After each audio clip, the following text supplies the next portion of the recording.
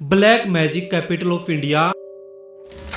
तो दोस्तों आज हम बात करने वाले हैं black magic capital of India Mayong गांव की। जी हाँ, आप ये कोई झूठ नहीं सुन रहे हो। अगर आप गूगल के ऊपर जाके सर्च करोगे black magic capital of India तो उसमें जो निकल के आएगा वो निकल के आएगा आसाम के अंदर एक गांव जिसका नाम मयोंग है। और ये नाम ऐसे ही नहीं पड़ा, इस नाम का जिक्र हमारी महाभारत में भी किया गया है।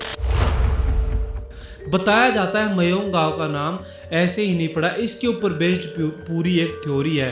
कुछ लोग कहते हैं जो संस्कृत में माया नाम होता है जिसका मतलब इल्यूजन या फिर जादू होता है, उससे इस गांव का नाम निकल के आया है मयोंग। लेकिन वहीं पे कुछ लोग कहते हैं मयोंग जो एक ट्रिबल थी पहले जिसका नाम डिम्सा ट्रिबल, उनकी भाषा में मयोंग पहले हाथी को कहा जाता था जिससे रिलेटेड ये नाम मयोंग पड़ा। लेकिन इसके ऊपर प्रूफ कोई भी बेस्ड नहीं है कि क्या इस गांव की असली कहानी है। लेकिन मैं आपको बता देता हूँ, महाभारत में जो घटोत्कच था वो अपनी अंतिम लड़ाई से पहले इस गांव में आके रुक के गया था और कुछ जो खास शक्ति है जिसको हम स्पेशल पावर बोल सकते हैं, कुछ शक्तियां ऐसी लेके गया था अपने साथ और वहां से शुरू हो जाता है मयोंग गांव का इतिहास।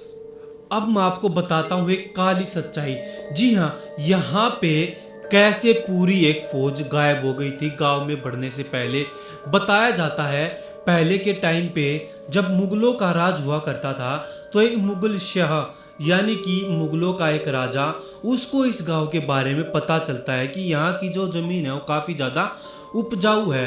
तो वो क्या सोचता है, अगर मैं इस गांव के ऊपर कब्जा कर लूं या फिर इस गांव के ऊपर विजय हासिल कर लूं तो मुझे नाम भी मिलेगा, पैसा भी मिलेगा और मेरे जो अंडर में लोग हैं वो भी काफ़ी ज़्यादा बढ़ जाएंगे इस गांव के ऊपर कब्जा करने के बाद। तो ऐसा सब कुछ सोचने के बाद वो अपनी एक फौज बनाता है और इस गांव की तरफ रवाना कर देता है। लेकिन इस गांव में घुसने से पहले इसके चारों तरफ एक जंगल आता है। जी हाँ, वहीं पे इसकी सेना के साथ कुछ ऐसा होता है जो काफी ज्यादा डरा देने वाला है। वहां पे जब सेना जा रही होती है, जैसे ही वो जंगल के अंदर घुसती है तो उन्हें अजीब सा भारीपन महसूस होने लग जाता है जो कि पहले के टाइम पे लोग बताया करते थे। तो उस सेना के साथ क्या होता है, वो जैसे जैसे कदम आगे बढ़ाती जाती है उन्हें फील होने लगता है कि जैसा रास्ता अपने आप ही बदलता जा रहा हो। लेकिन वहीं पे कुछ लोगों का कहना है कि वहां पे जो भगवान के रूप में पूजे जाते थे ओहोजा या फिर बेंज जिनको हम बोलते हैं, यानी कि एक तरीके से तांत्रिक भी हम उनको बोल सकते, क्योंकि वहाँ पे जो रहते हैं लोग वो बताते हैं उनके पास कुछ ऐसी शक्तियाँ थी कि वो लोगों को जानवर में बदल सकते थे, जो बंदूक की गोलियां होती उनको पानी में बदल सकते थे और इंसानों को हवा में गायब कर सकते थे। खुद को अपना आकार यानी कि अपना आकार बड़ा भी कर सकते थे, छोटा भी कर सकते थे और बिल्कुल गायब भी हो सकते थे, अपना वेश भी बदल सकते थे। जी हाँ, उनके पास इतनी ज़्यादा काली शक्तियाँ बताई जाती है कि वहाँ पे उन लोगों की पूजा होती है।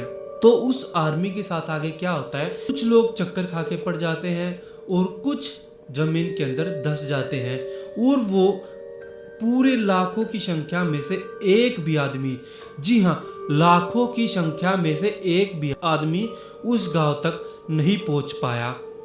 जैसे जैसे खबर फैलती है 2 से 3 दिन हो जाते उस सेना को निकले हुए, कोई फरमान वापसी राजा की तरफ नहीं आता है। तो वो क्या सोचता है कि शायद में जीत मिल गई है, तो उन्हें बुलाने के लिए वो कुछ सेना और भेज देता 100-200 आदमियों की। दिन के टाइम वो लोग वहां पे जंगल में पहुंचते हैं, जो 100-200 लोग राजे द्वारा भेजे जाते हैं उनको खोजने के लिए, उनको वापस बुलाने के लिए, किनको, उस सेना को। तो तब क्या होता है, वहां पे वो सेना क्या देखती है कि उनमें से जो पूरी फौज थी उनमें से ना तो कोई एक भी आदमी वहां पे मौजूद है, ना ही कोई कपड़ा, ना ही कोई बंदूक, ना ही कोई गोली, ना ही कोई खून का निशान, मानो वो आदमी अपने आप ही गायब हो गए हों। लेकिन वो आदमी जो वहाँ पे 100-200 भेजे जाते हैं वो क्या बताते हैं कि उस जंगल में जाने के बाद उन्हें इतना ज़्यादा अजीब महसूस होता है कि वो उस गांव तक पहुँचे ही नहीं। उस गांव में पहुंचने से पहले ही वो वापसी राजा की तरफ मुड़ गए और वो राजा को जाके बताते हैं कि हमारी फौज तो गांव तक पहुंची ही नहीं, ऐसा क्या हुआ जिसकी वजह से हमारी सेना वहां पे नहीं पहुंच पाई। तो तब वहाँ पे राजा उस गांव में पहुँचता है और वहाँ के लोग उन्हें ओजा या फिर बैन जिनको मैंने बोला था उनके बारे में बताते हैं। और वो क्या बोलते हैं, उन्होंने उन सभी आदमियों को जंगल में जानवरों के रूप में बदल दिया।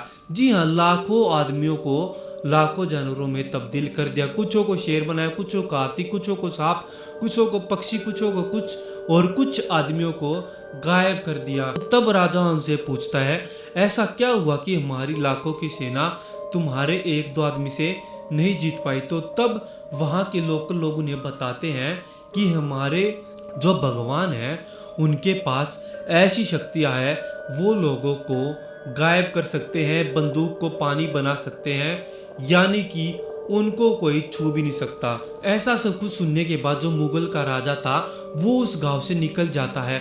और ऐसा सब कुछ सुनने के बाद उसे क्या महसूस होता है कि हम कभी भी उस मयोंग गांव के ऊपर विजय हासिल नहीं कर सकते। और तब का दिन है और आज का दिन है, वहाँ पे कोई भी मुगल शासक आज तक वापिस मुड़ के गांव में मयोंग में नहीं पहुंचा।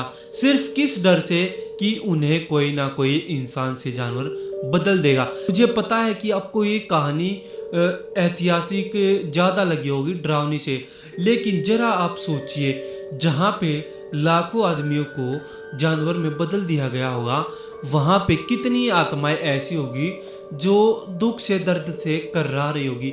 और उसके बाद उस राजा को क्या पता चलता है, जिसको वो लोग पूजते हैं वो सिर्फ गायब ही नहीं कर सकते, वो ब्लैक मैजिक में इतनी ज़्यादा महारत हासिल कर चुके हैं कि उनका कोई भी बाल भी बाका नहीं कर सकता। और ये सिर्फ कहानी ही नहीं है, वहाँ पे मयोंग गांव में एक म्यूजियम भी है जहाँ पे बताया जाता है ह्यूमन सैक्रिफाइस वेपन्स मिले हैं।